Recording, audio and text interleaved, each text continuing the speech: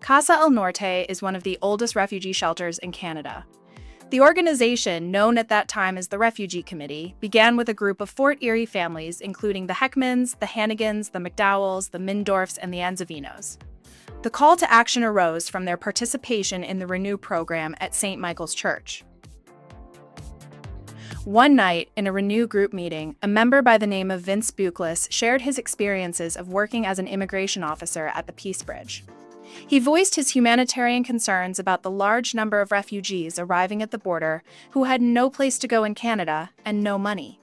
He shared the story of a refugee boy by the name of Isaac who had been bayoneted in the back by soldiers in El Salvador, severely damaging his spinal cord and leaving him for dead.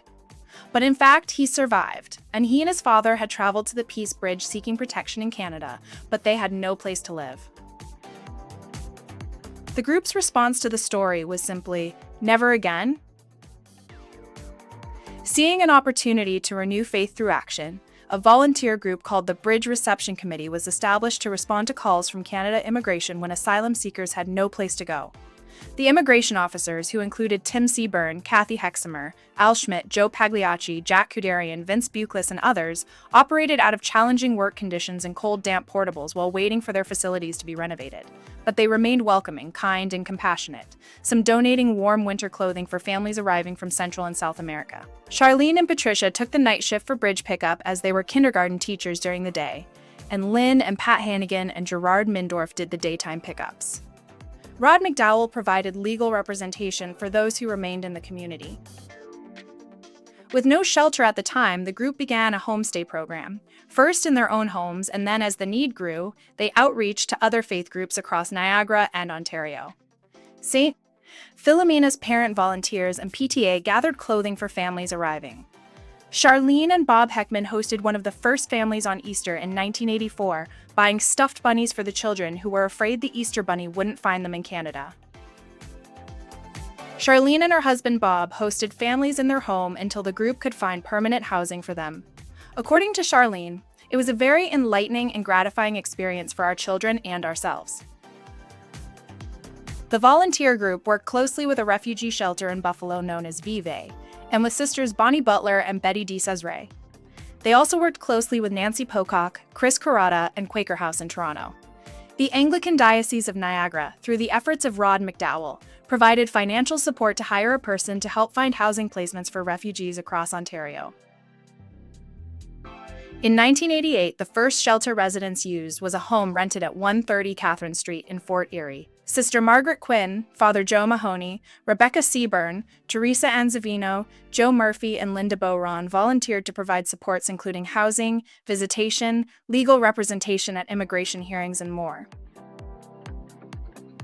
Support continued to be provided by a growing ecumenical group of volunteers, including the Sertels, the Lapps, the Orendorfs, Charlie Jones, and many more, who collected household donations and helped newly arrived refugees settle in Fort Erie.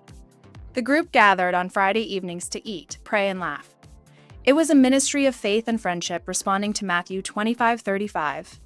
"I was a stranger and you welcomed me."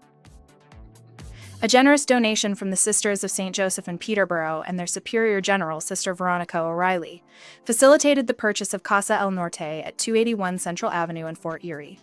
As the volume of asylum seekers grew, the volunteer group recognized they needed to hire staff for the shelter.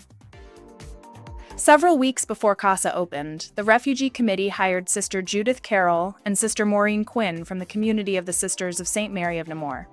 In the mid-'80s, their religious community had made a corporate commitment to refugees.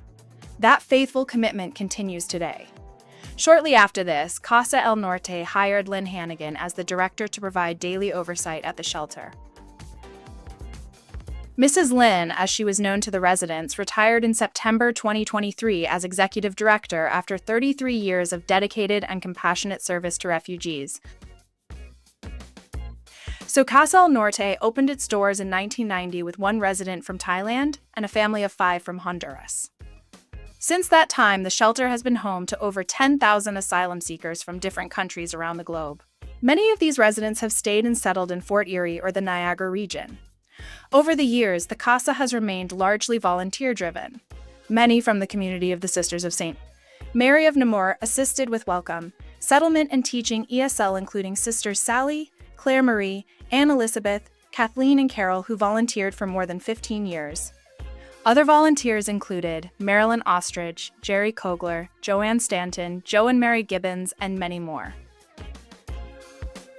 In 2001, with financial support from the Roman Catholic Diocese of St. Catherine's, Casa Norte bought a second transition home next door at 277 Central Avenue, where refugees could live for longer periods of time. Many of the needed renovations to both properties at that time were done by Niagara College through their Many Hands project. In 2024, the board made the difficult decision to close 277 because of a reduction in funding and to help finance major structural renovations needed on our 100-plus-year-old home at 281. This necessitated a temporary pause in service while these renovations were completed. When we reopen in 2025, it will be on our rich history and a renewed vision sustained by the commitment of dedicated volunteers and staff, and built on the inspiration of our origin story in the young boy named Isaac.